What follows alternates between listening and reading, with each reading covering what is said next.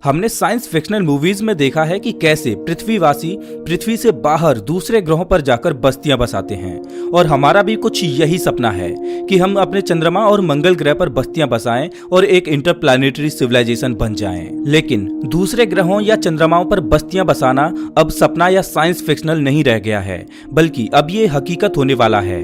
NASA के Artemis programme से इस नए दौर की शुरुआत होगी और जब इस नए एरा की नींव रखी जाएगी हम सब इसके साक्षी होंगे। साल 1968 से 1972 तक अमेरिका ने इंसानों को चांद पर उतारने के लिए कुल 9 मिशन किए, जिनमें से 6 मिशन सफल रहे और इन मिशंस के दौरान नील आर्मस्ट्रांग सहित कुल 12 लोगों ने चांद की धरती को छुआ। और चांद पर आखिरी मिशन था अपोलो 17, जिसको साल 1972 में अंजाम दिया गया था। लेकिन उसके बाद से किसी भी देश ने चांद पर मानव मिशन करने की कोशिश नहीं की और आज 50 साल का समय हो चुका है चांद पर आखिरी मानव मिशन को किए हुए। लेकिन अब इतिहास अपने आप को फिर से दोहराने वाला है और चांद पर नए दौर की टेक्नोलॉजी के साथ एक नए एरा की शुरुआत होने वाली है। चांद पर किए जाने वाले आर्टेमिस प्रोग्राम का मकसद है साल 2024 तक पहली वुमेन और अगले मैन को चांद की धरती पर उतारना और चांद पर रिसर्च करने के लिए वहां पर साल 2028 तक आर्टेमिस बेस बनाना। वैज्ञानिकों ने चांद पर आर्टेमिस बेस बनाने के लिए चांद पर एक बहुत बड़े गड्ढे सैकेल्टन क्रेटर को चुना है, जो कि 12 मील चौड़ा और 2 मील गहरा है। सोचकर देखिए कि मानव निर्मित एक बहुत बड़ा लूनर बेस इस गड्ढे के अंदर काले अंधेरे में होगा। लेकिन आखिर चांद पर लूनर बेस बनाने की क्या जरूरत पड़ेगी और इसका आगे आने वाले स्पेस मिशंस के लिए क्या इस्तेमाल होगा?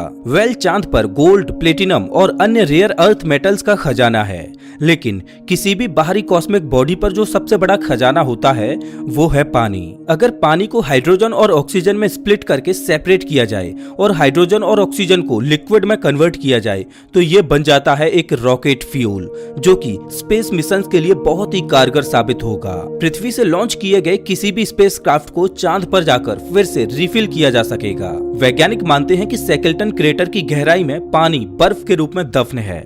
अगर वहां पर पानी का बहुत बड़ा भंडार मौजूद है तो वो फ्यूल का बहुत बड़ा रिसोर्स बन सकता है। नासा का मानना है कि चांद पर 600 मिलियन से लेकर 1 बिलियन मैट्रिक टन तक लूनर आइस मौजूद है, जो कि भविष्य में किए जाने वाले मानव मिशनों के लिए बहुत बड़ा खजाना है। अगर हम इस पानी को अच्छी तरह से हार्वेस्ट कर पाए तो चांद मंगल ग्रह की यात्रा के लिए एक फ्यूल स्टेशन का काम कर सकता है। लेकिन ये सब इतना आसान नहीं रहने वाला। चांद पर लूनर बेस बनाने के लिए बहुत सी चुनौतियों का सामना करना पड़ेगा। आर्टेमिस प्रोग्राम के 4 मेन कंपोनेंट्स हैं। पहला है स्पेस लॉन्च सिस्टम रॉकेट यानी SLR, जो कि अभी तक का सबसे पावरफुल रॉकेट होगा, जो स्पेसक्राफ्ट को पृथ्वी से बाहर तक लॉन्च करेगा। दूसरा कंपोनेंट होगा ओराइन स्पेसक्राफ्ट, जो कि एस्ट्रोनॉट्स को चांद तक ले जाएगा। तीसरा कंपोनेंट होगा लूनर गेटवे। ये एक तरह का छोटा स्पेस स्टेशन होगा जो कि चांद के चारों ओर चक्कर लगा रहा होगा। और इस मिशन का चौथा कंपोनेंट होगा ह्यूमन लैंडिंग सिस्टम, जिसकी मदद से एस्ट्रोनॉट्स चांद की सतह पर उतरेंगे और ये सारे ही सिस्टम एक साथ ऑपरेट होंगे। चलिए अब जानते हैं कि आर्टेमिस प्रोग्राम को अंजाम कैसे दिया जाएगा। आर्टेमिस प्रोग्राम के पहले ही मिशन में एस्ट्रोनॉट्स को चांद पर नहीं उतारा जा सकता, क्योंकि ऐसे मिशंस में बहुत ज्यादा रिस्क होता है। किसी भी मानव मिशन को अंजाम देने से पहले ये सुनिश्चित करना जरूरी होता है कि चांद पर भेजने और वहां से वापस लौटने में जिस टेक्नोलॉजी का उपयोग हो रहा है वो टेक्नोलॉजी ठीक से काम कर भी रही है या नहीं। इसीलिए वैज्ञानिक अनमैन्ड मिशन करते हैं।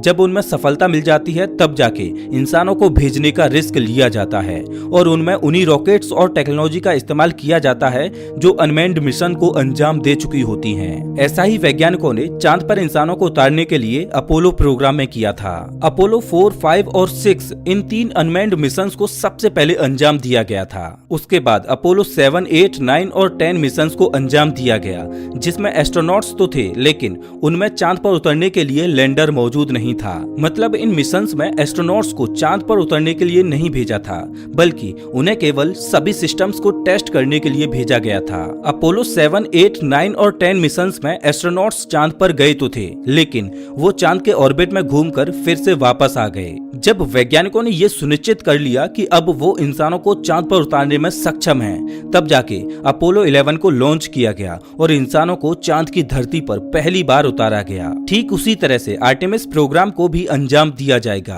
आर्टेमिस प्रोग्राम के पहले फेज में 3 मिशंस किए जाएंगे, जिसमें आर्टेमिस 1 एक टेस्ट फ्लाइट होगी, जिसमें SLS रॉकेट ओराइन स्पेसक्राफ्ट को लॉन्च करेगी, जिसमें कोई भी इंसान मौजूद नहीं होगा। इस मिशन का मकसद ये सुनिश्चित करना होगा कि एस्ट्रोनॉट्स को ले जाने के लिए जिस रॉकेट और स्पेसक्राफ्ट को इस्तेमाल किया जाएगा वो उनके लिए सेफ है या फिर नहीं। इस मिशन के दौरान 13 छोटे छोटे सैटेलाइट्स को भी लॉन्च किया जाएगा।